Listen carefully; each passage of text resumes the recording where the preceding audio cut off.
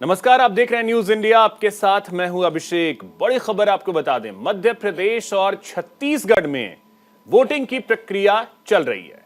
छत्तीसगढ़ की 70 विधानसभा सीटों पर इस समय वोटिंग जारी है। दूसरे फेज में 22 जिलों में मतदान हो रहा है और आपको बता दें कि 70 सीटों पर 958 उम्मीदवार मैदान में हैं। तो आपको बता दें कि 4 सांसदों के भाग्य का आज फैसला ईवीएम में कैद हो जाएगा। छत्तीसगढ़ की 70 विधानसभा सीटों पर दूसरे चरण के तहत मतदान हो रहा है। गरियाबंद जिले के बिद्रानवागढ़ सीट को छोड़कर बाकी सभी सीटों पर सुबह 8 बजे से 5 बजे तक मतदान होगा। दूसरे चरण में आपको बता दें कि 70 सीटों पर वोट डाले जा रहे हैं।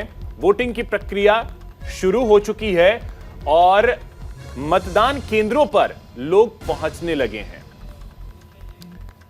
तो आपको बता दें कि बिंद्रानवागढ़ विधानसभा क्षेत्र के 9 मतदान केंद्रों पर सुबह 7 बजे से 3 बजे तक ही मतदान होगा, क्योंकि यह नक्सल प्रभावित क्षेत्र है। बाकी 69 सीटों की अगर बात कर ली जाए तो वहां पर वोटिंग 8 बजे से लेकर 5 बजे तक होना है।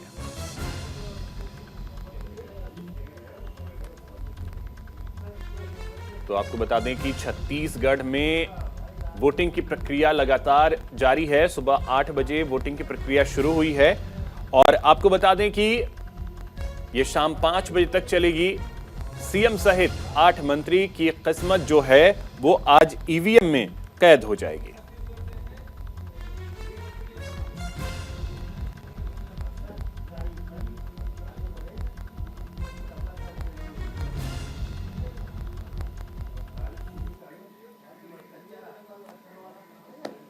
तो देखिए, अब सियासी दिग्गज जो हैं वो भी अपने मताधिकार का प्रयोग करने के लिए मतदान केंद्रों पर पहुंच रहे हैं और इस समय छत्तीसगढ़ के गृह मंत्री अपना वोट डालने के लिए पहुंचे हैं। अब इन तस्वीरों को देख करके आप अंदाजा लगा सकते हैं कि इससे एक संदेश भी लोगों के बीच जाएगा कि सबसे पहले मतदान फिर जलपान, ये कहा जाता है। और वोटिंग आपका लोकतांत्रिक अधिकार है तो उसका भी प्रयोग अवश्य करें। हम भी आपसे यही अपील करेंगे कि ज्यादा से ज्यादा संख्या में अपने घरों से निकलें और वोट डालने के लिए मतदान केंद्रों पर पहुंचें, क्योंकि व्यवस्थाएं दुरुस्त की गई हैं चुनाव आयोग की तरफ से। चुनाव आयोग का यह प्रयास रहा है कि अधिक से अधिक संख्या में लोग वोट डालने के लिए पहुंचें।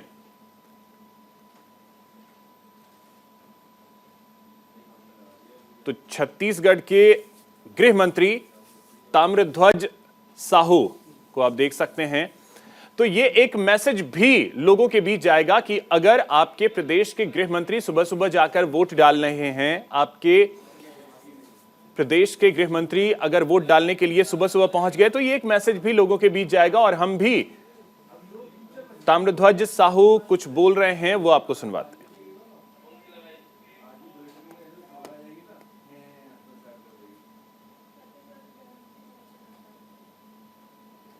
अधिक मतदान करें और भाग लें, क्योंकि एक महापर्व होता है लोकतंत्र का, अच्छे जनप्रतिनिधि चुनने का। तो इसमें भाग सबको लेना चाहिए। पहले चरण का हालांकि मतदान हो चुका है, दूसरे चरण का कितना उत्साह आप जनता के बीच में जा भी रहे हैं, देख पा रहे हैं, क्या महसूस कर रहे हैं? काफ़ी उत्साह है लोगों में। चुनाव में वैसे ही उत्साह आ जाता है सब लोगों में, तो इस बार भी काफ़ी उत्साह है लोगों में, आम जनता में, मतदाता में। और कांग्रेस को जबरदस्त बढ़त इससे मिलेगी, ऐसा मेरा मानना है। पहले चरण में तकरीबन 70% मतदान हुआ, दूसरे चरण से कितनी उम्मीद जता रहे हैं? हम लोग 74 पार पहले से लेके चल रहे हैं, वही रहेगा।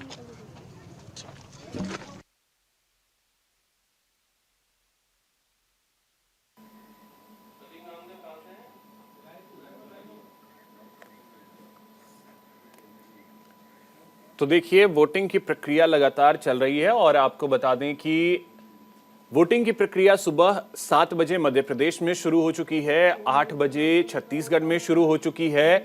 और इस समय हमारे सहयोगी प्रदीप नामदेव रायपुर से हमारे साथ जुड़ रहे हैं, साथ ही हमारे सहयोगी विनीत हमारे साथ जुड़ रहे हैं जो कि इस समय भोपाल में मौजूद हैं। प्रदीप, सबसे पहले आपके पास आ रहे हैं। अभी अभी हमने देखा कि छत्तीसगढ़ के गृह मंत्री ताम्रध्वज साहू वोट डालने के लिए पहुंचे और उन्होंने वोट डालकर यह अपील की है कि ज्यादा से ज्यादा संख्या में लोग वोट डालें। सुबह सुबह तस्वीर कैसी मतदान केंद्र पर देखने को मिल रही है? जी बिल्कुल, देखिए गृह मंत्री ताम्रध्वज साहू ने अपना मतदान कर दिया है और उनका साफ तौर पर कहना है कि आप भी घर से निकलिए और पहले मतदान करिए, बाद में जलपान करिए। अभी हम इस वक्त मौजूद हैं राजधानी रायपुर की उत्तर विधानसभा सीट है, वहाँ के बूथ क्रमांक 162। यहाँ पर जो है महिलाओं की ड्यूटी लगाई गई है। मतलब रायपुर उत्तर में छत्तीसगढ़ के इतिहास में पहली बार ऐसा हुआ है कि यहाँ पर जो महिलाएं हैं, महिलाएं कमान संभाल रही हैं। प्रदीप, एक सेकंड आपको रोक रहा हूं, फिर मैं आपके पास आता हूं। अब देखिए, नरोत्तम मिश्रा मतदान करने के लिए पहुंचे हैं। ये तस्वीरें हम आपको दिखा रहे हैं। उन्होंने अपने मताधिकार का प्रयोग कर लिया है।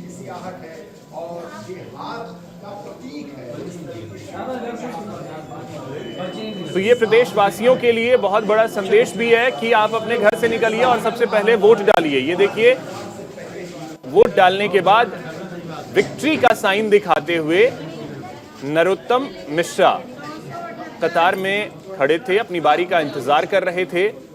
ये एक जेस्चर भी है। हमने देखा है कि अमूमन जो नेता होते हैं वो अपनी बारी का इंतजार करते हैं कतार में खड़े होकर। प्रदीप, अब बोलिए।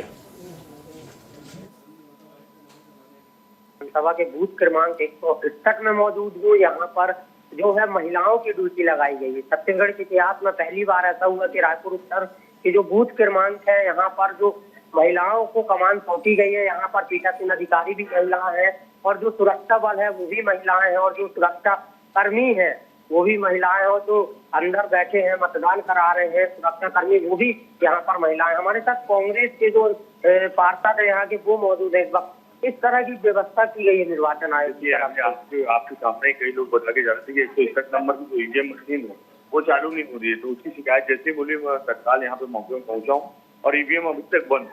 आप देखेंगे लगभग 8:30 बज चुका है, आधा घंटा विलम्ब हो चुका है, वहाँ पे लंबी कतार लग चुकी है। तो चुनाव कहीं न कहीं ईवीएम को चेक करवा के लगवाना चाहिए। और छोटी छोटी अव्यवस्था, चाहे माननीय प्रियंका जी, एक ने भी दतिया में विकास की बात नहीं करी। खुद कांग्रेस के प्रत्याशी ने दतिया में विकास की बात नहीं की। अब इससे ज्यादा और क्या खराब होगा?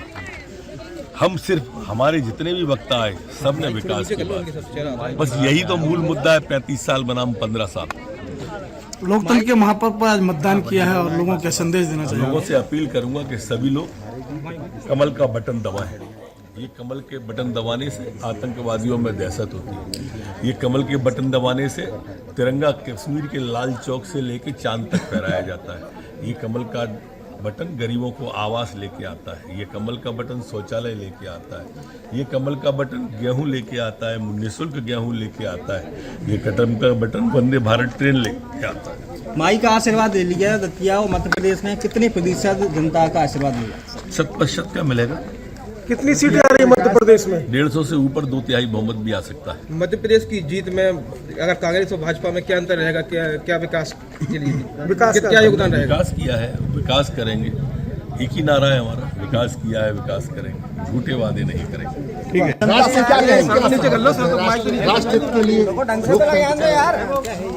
देखिए, कमल का बटन दबाइए, हिंदुस्तान में बनती है।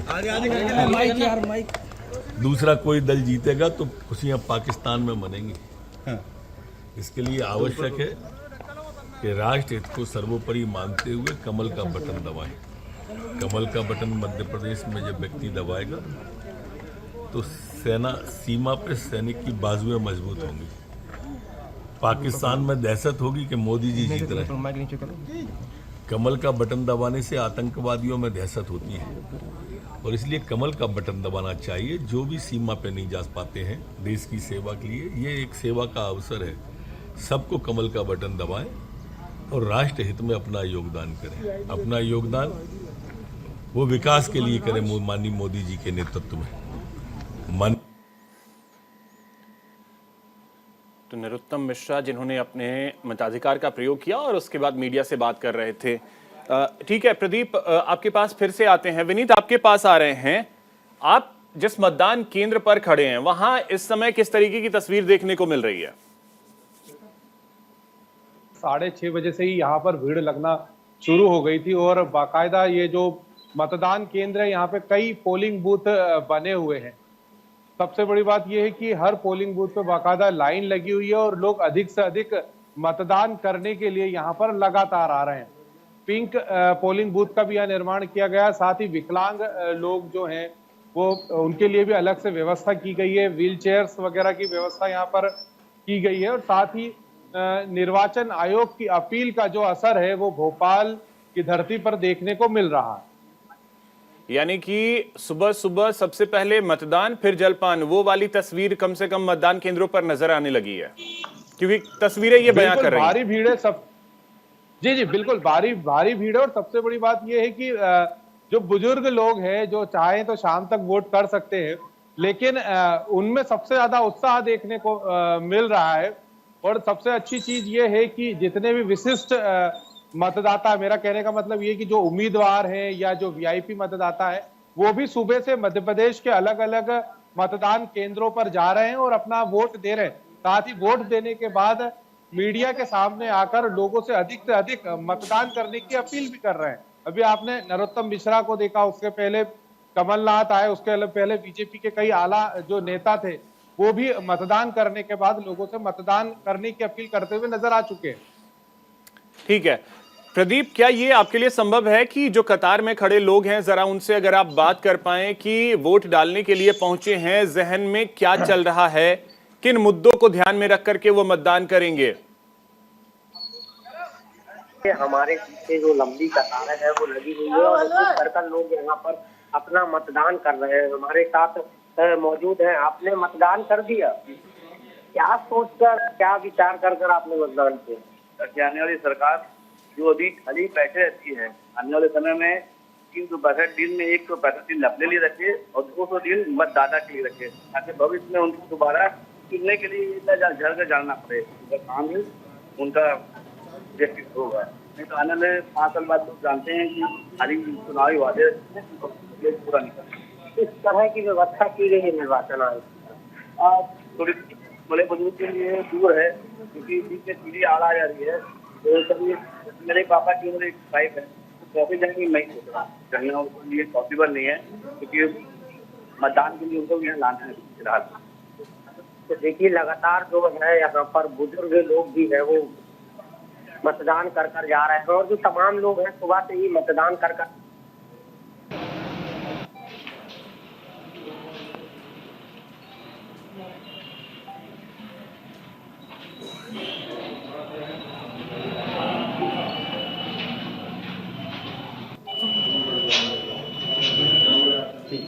ठीक है दादा।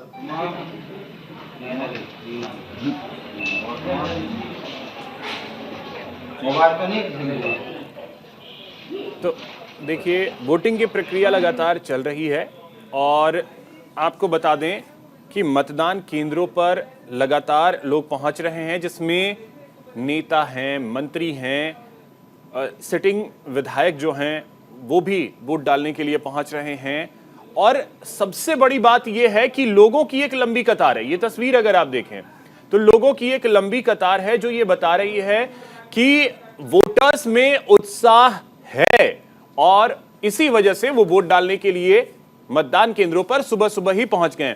विनीत, क्या आपके लिए संभव है कि आप अगर लोगों से कुछ बात कर पाएं कि क्या जहन में रखकर वोट डालने के लिए पहुंचे हैं, कौन कौन से मुद्दे हैं जिसको सोच करके वो वोट करने के लिए पहुंचे हैं, अगर संभव हो?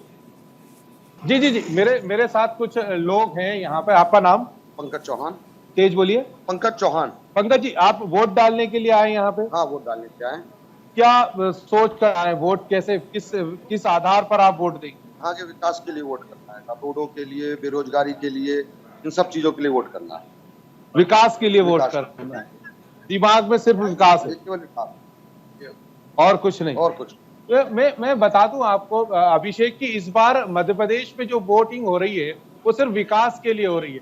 जातिगत जरूर यहाँ पे लोग बोल रहे थे कि जातिगत वोटिंग होगी या कोई अन्य आधार होगा, लेकिन सुबह से मेरी जितने भी लोगों से बात हुई है वे सभी लोग ये बोल रहे हैं कि इस बार जो वोट डाल रहे हैं वो सिर्फ विकास के नाम पर डाल रहे हैं हमें विकास चाहिए या विकास जो हुआ है उसके नाम पर हम वोट दे रहे हैं।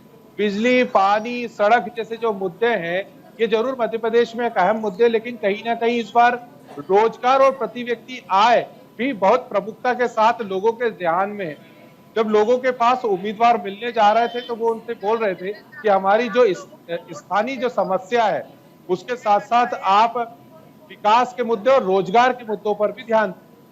बिल्कुल, और विकास के मुद्दे को ध्यान में रख करके अगर वोट डाला जाए तभी जाकर के प्रदेश, समाज और देश का विकास हो सकता है। और लेकिन लास्ट में लोग ये जहन में सोच लेते हैं कि चलो हमारे जात का है, हमारे वर्ग का है, बहुत अच्छे सकारात्मक परिणाम आएंगे। Thank you.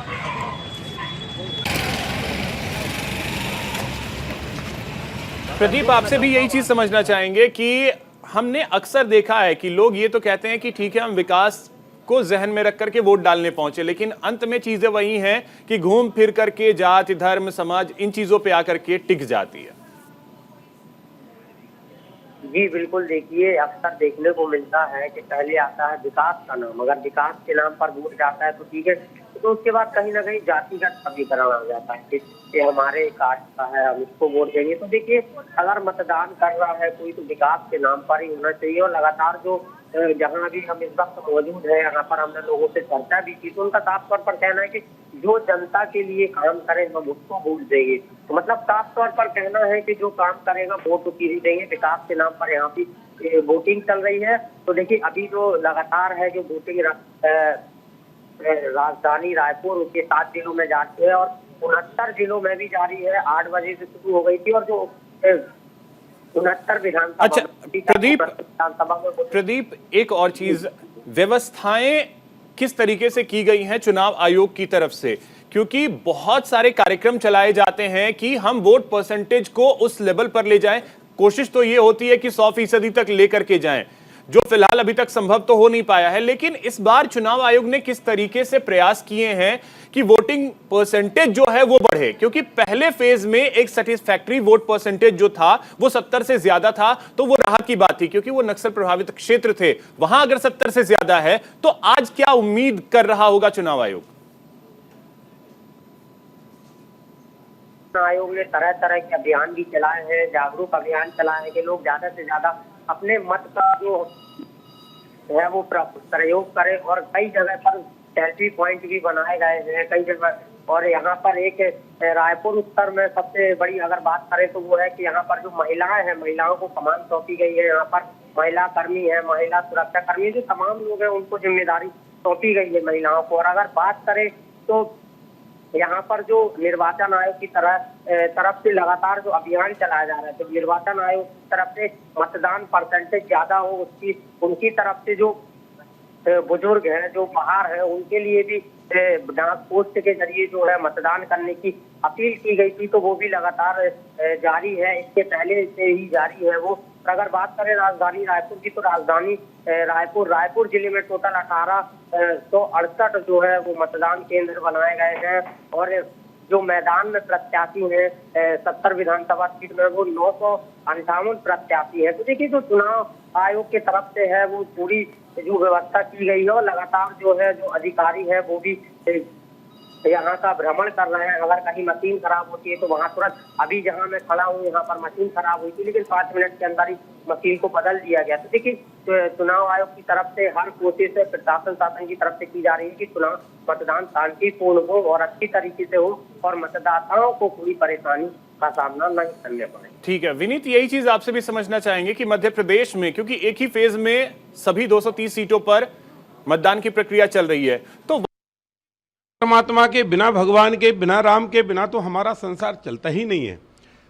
हुई है वही जो राम रुचि राखा। परमात्मा से प्रार्थना की है, हे परमात्मा आनंद में रहे, संसार के सुख दे, संसार के दुख और कष्टों को दूर कर।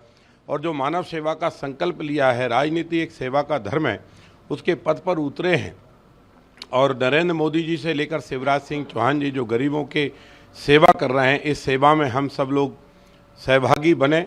और इसलिए अच्छा आशीर्वाद दीजिए, परमात्मा विजय का आशीर्वाद दीजिए, जनता की सेवा ईमानदारी निष्ठा के साथ कर सकें, उनके जितने भी कष्ट दूर हो सकें इस ज़िंदगी में, तो हमारी ज़िंदगी धन्य हो जाएगी।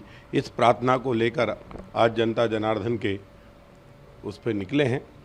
हमें भरोसा है कि विनीत, यही चीज मैं आपसे भी समझना चाहूंगा कि वोटिंग परसेंटेज ज्यादा से ज्यादा हो, इसको लेकर किस तरीके के अभियान चलाए गए हैं और साथ ही साथ आज किस तरीके की व्यवस्था की गई है ताकि ज्यादा से ज्यादा संख्या में लोग मतदान केंद्रों का रुख करें? जी, मैं बता दूं कि मध्य प्रदेश में चुनाव आयोग के द्वारा बहुत ही व्यापक व्यवस्था की गई है। सबसे अच्छी एक और यूनिक चीज ये है कि मध्य प्रदेश चुनाव आयोग के द्वारा एक निमंत्रण पत्र बाकायदा शादी के कार्ड की तरह छपवाया गया है, जिसे सभी 230 विधानसभाओं में प्रेषित किया गया है, भेजा गया है, जगह जगह मतदाताओं को बांटा गया है। और बाल मुनहर मतलब बच्चों के द्वारा भी बाकायदा आमंत्रण पत्र दिया गया है कि बड़े जो है वो मतदाता जो है वो मतदान आके करें। साथ ही पिंक पोलिंग बूथ का यहाँ पर इंतजाम किया गया है। पोलिंग बूथ पर छाया, पानी, शौचालय सभी की व्यवस्था है। आसानी से लोगों को अपना मतदान पोलिंग बूथ मिल सके उसके लिए पर्चियों की व्यवस्था है। साथ ही जो पार्टी कार्यकर्ता है वो लोगों को घर घर जाकर आप निकालना शुरू कर रहे हैं कि आप आइए, आके मतदान कीजिए। उनके लिए जो बुजुर्ग हैं या जो विकलांग है उनके लिए गाड़ी की व्यवस्था की गई है। बहुत ही सुगमता के साथ मतदान हो, इसके लिए पार्टी के कार्यकर्ता भी और चुनाव आयोग के द्वारा भी पूरी व्यवस्था मध्य प्रदेश में की गई। चलिए ठीक है विनीत और प्रदीप, आप हमारे साथ बने रहें। वक्त यहाँ एक ब्रेक का है।